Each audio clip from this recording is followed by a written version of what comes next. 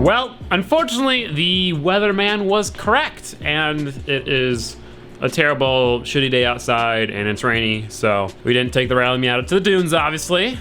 No sand here. Instead of going to the dunes, today we are gonna be working on the drift truck a little bit more. This is one of the things that we are installing on the truck today. This is a set of lowering blocks for the rear end. Obviously, I've been wanting to lower the truck more, both in the rear and the front, and I want to get more front negative camber so the tires fit underneath the fenders. It might sound funny, but I'm actually not gonna be able to drive the truck after doing this because when I put the lowering blocks in the rear, the axle is gonna be so close to the frame that any bump, they'll make contact and then it's not gonna be good. The reason why I am doing this is so I can build the 4-link based off of the ride height that it'll be at with the lowering blocks. So pretty much, I'm gonna build the 4-link while the leaf springs are bolted in. That way I know the axle's in the correct place. And then once the 4-link's built, I can just unbolt the leaf springs, cut that stuff off. We'll be lowering the front with just the coilovers to make sure it's nice and level. In order to gain more camber in the front, I've got control arms that are shorter. And then we can also align it a little bit better. I do wanna go over the entire front end because it's having some death wobble. Anything faster than 20 miles an hour and the wheel starts to shake. It's not too bad, but it's definitely there, so I don't know if it's the alignment or if something's loose, but we'll find that out, we'll fix that. But yeah, we're doing suspension stuff. The truck's gonna look really, really good after what we do today. It just won't really be able to drive because yeah. But we'll, get the 4-link done right after this, hopefully, and then, yeah. Let's start unboxing stuff. Oh, you already started unboxing stuff. I see, okay. All right, continue. Are you sad that I did not give you the satisfaction? No, actually, that looked like a pain in the ass. Woo! It was. They're big boys. I don't want any of this. And then these are the upper control arms that I got. They're actually for lifted trucks, because when you lift these, it gets too much positive camber, so we will probably have to cut this out and build a new support because the strut is bigger than it is stock, so that's fine. I think we're gonna start with the rear end, put these leaf springs in, or the blocks in. I am very excited to see this thing actually lowered and having some good fitment. I'm really excited. It's been a while since I've had a low car. I mean, my last low car was the Subaru, and I kinda miss it. It's gonna be functional, but it's gonna be low.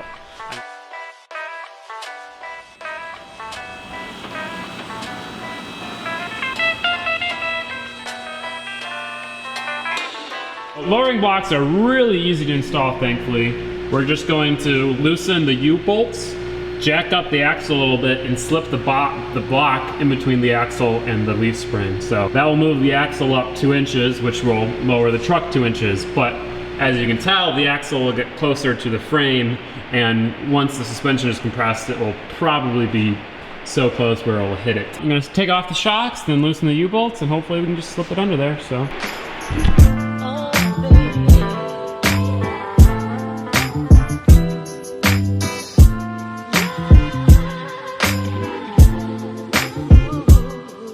Uh-oh. Uh-oh. Uh-oh. Problem is that, yeah, it's not a good way to balance it. yeah. Oh, God. Problem is that this thing weighs like 300 pounds. Well, actually, we could probably just do each side one at a time. I think that'd probably be better. As long as it doesn't slide off one side. Yeah, yeah. But we got a wheel stopping it, so.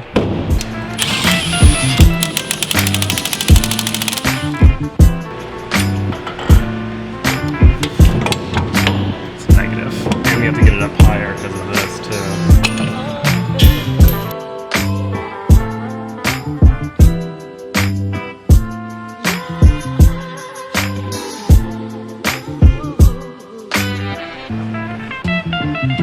All right, so that's that. That is not a lot of thread there. Nope. Technically, you only need, I think, 3 threads to get like 99% of strength. I never knew that.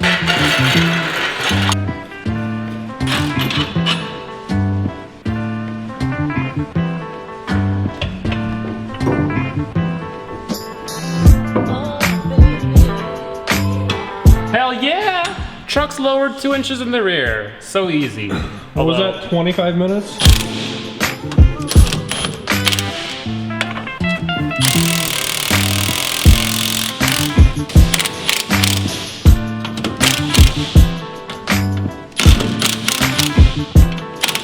So there you can see the lowering block is installed. Everything is tightened up. You can see that the axle is already much closer to the frame. So like once the suspension compresses, there'll be 1/2 inch to 1 inch. And that's also why the 4-link is such an involved process, because I have to build a new section of the frame that kind of goes up and around, cut out that frame, then build the 4-link. So yeah. Jared was unbolting the wheels and he says, oh shit. And sure enough, I don't know if you can see that gap. That gap's not supposed to be there. If you rotate it, the bottom does not have a gap and the front does. So my wheel was literally going like this, which is exactly what caused the death wobble. Do you want to grab a hammer and see if it like will pop back on, or it might actually be warped? Oh yeah. I think I'm actually gonna take them all off, put new thread locker on, put them back on. I'm very excited that the death wobble was not caused by anything that I did. So out of the 1, 2, 3, 4, 5, 6 bolts, let's see, 5 of them were loose. There was 1 bolt holding my wheel on.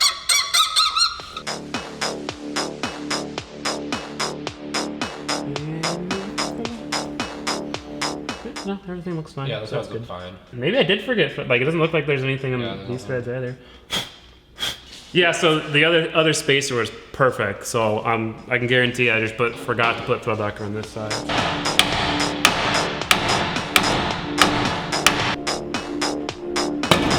Hey, it actually worked. Last time I did this, there was no engine in the car, and it was a little bit easier. Still not bad though. It's really nice. Don't have to go through the engine bay for that. Yeah, see, Gingium is not only a good fabricator, he's a good engineer. Engineered it this way. Definitely wasn't an accident. Oh yeah, no. No, not just lucky.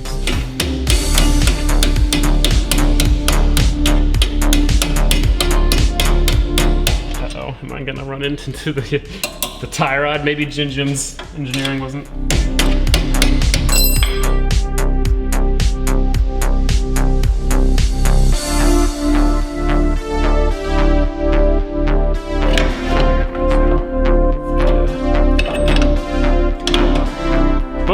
Hey. That was like what, 10 minutes? 15 More minutes? or less, yeah. So you can see that pretty much the location of where the ball joint is much closer to the frame on this one. It's a shorter control arm, so it increases negative camber. The only thing we're worried about is this is closer to the actual coilover than this is, so we might have to trim this, which is fine, but we'll see. The other nice thing about these new control arms, they have nice new bushings, which is always nice, and they're also much thicker, so.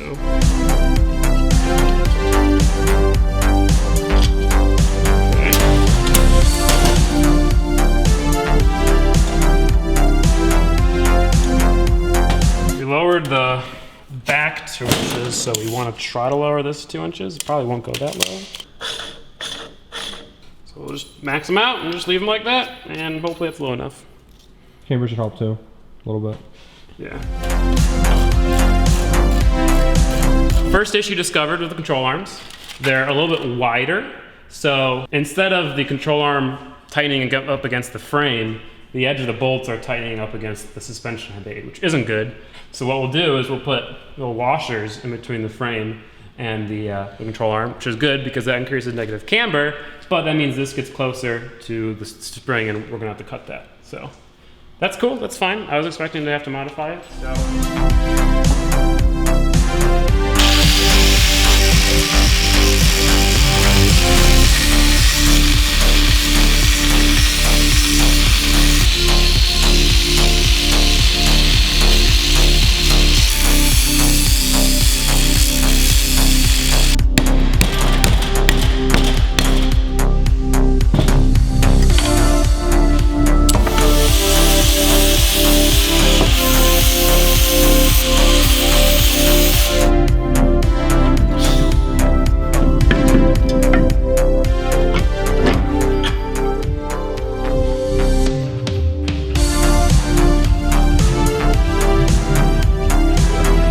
Probably need a jack.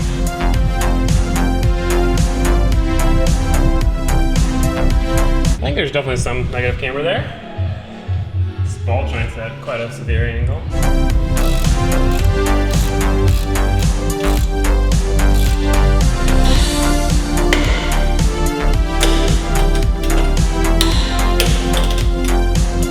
put everything back together, we tried jacking up the suspension and seeing if it would move, but it wouldn't. It would not travel at all. Instead of the spring compressing, it just lifted the car up. So I'm hoping it was just that the bushings were maxed out, because they're torqued for being way up here, and then they're really, really low. So we loosened all the bolts for the bushings. We're gonna try to jack it up to about right height and then re-torque them. Hopefully the suspension travels. So. Nope. Our hypothesis is that this ball joint was just maxed out in terms of angle. Oh, I think it totally was. So like, as the upper control arm goes up, the ball joint has to angle in more, and since it was already maxed out, it couldn't. So we unbolted the top, and now we're gonna see if the suspension compresses. And it does. Look at that. So we can't use these control arms, just because the control arm actually changes the angle of the ball joint. Lifted control arms don't work when you're trying to slam your truck. I guess we probably should have thought about that. Time to undo everything we did. Rip. Woo-hoo-hoo. Dang. Oh yeah, that's low, dude. That's low. Hell yeah, that's awesome. Oh yeah. It's actually not that raked either. This looks really good. Yeah, and it needs to go lower, dude. The truck is definitely much lower. I mean, up front here, I can't fit my fingers in between there. And back, it's about the same. The cool thing, we tested it, and the frame on the back actually doesn't hit the axle. I think that's actually the drive shaft. You can see how close the axle is to that bar there. So maybe I shouldn't drive it. I was kind of hoping I would be able to, but I don't think I will, at least not more than just around the parking lot. I'm definitely gonna drive it around the parking lot, but not any more than that. But I'm not done for the day.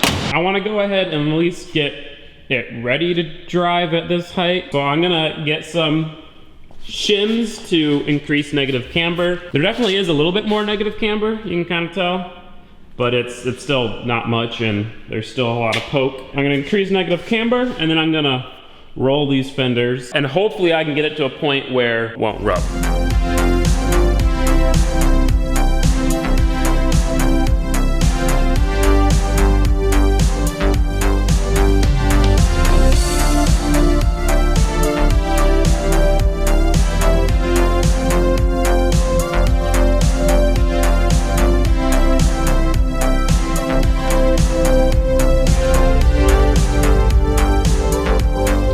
Slightly more camber, but still not quite enough. I mean, that's probably like 2 degrees. I'll use all of the shims that I have, and that'll be good enough. It's almost to the point where the sidewall of the tire is underneath the fender. So that's the max amount of camber we can get out of the stock control arm. It's pretty good. I measured it. It's about 3.5 degrees, 3 to 4. I probably will want more in the future, but for now, that's fine. I'm gonna go ahead and try to roll the fenders. Now, I don't have a fender roller, and there's none for rent in the area, so I'm gonna try to do it with the handle of a jack. Might sound sketchy, but if you take your time, I think it works just as well.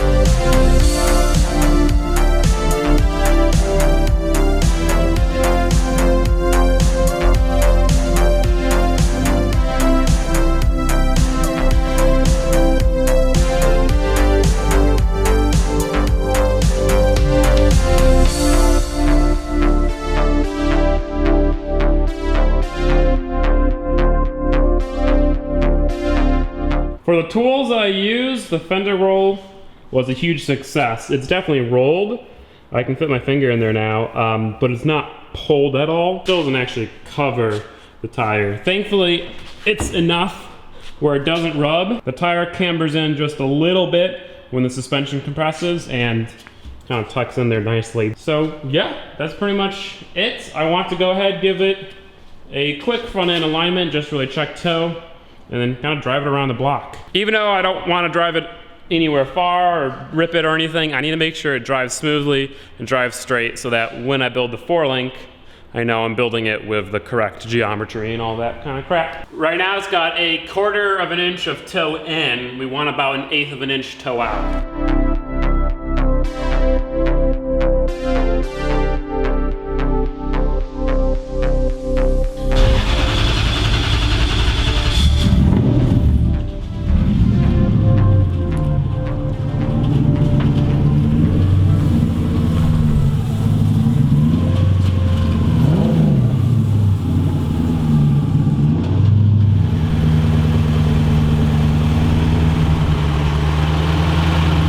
So, just a nice cruise, avoid any big bumps. I feel lower already, and it's awesome. I love it. The awesome thing is that there's still plenty of clearance. It looks low, but it really isn't that low. No rubbing whatsoever, no contact of anything, no death wobble.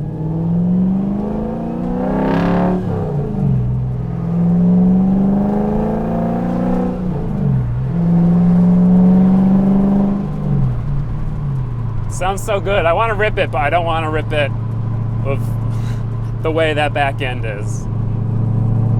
See, is this not just so awesome?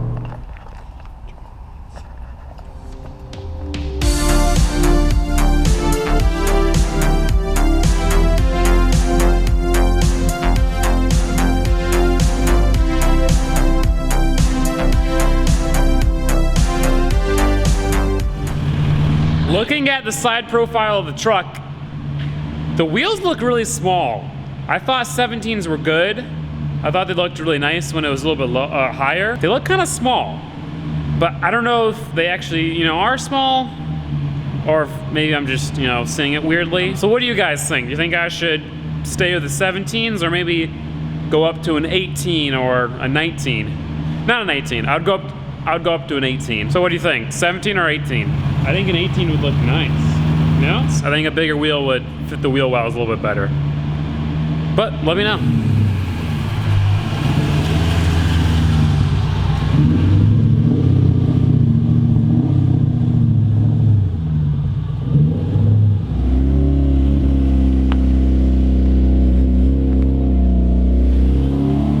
I drove the truck a little bit longer after going to Wendy's just to make sure everything was good. Took a wrong turn and went down a road that was, it's an Illinois road, let's just put it that way, very bumpy. I definitely heard and felt the rear end bottom out a couple times, which is not good. I was going really slow because I knew it was bumpy, but it still wasn't good. So I need to order all the stuff for the forelink, all the metal, all the heim joints, all the bars, all that stuff, the coilovers, and then we can get started on that. That's it for today's video. Let me know what you guys think of an extra low drift truck, a drift truck with an actual halfway drift stance. If you did enjoy this video, please make sure to give it a like. If you did not enjoy this video, please make sure to give it a dislike and tell me why in the comment section below. If you're new to the channel, please consider subscribing, and I'll see you guys in the next video. Peace out. Have a great day.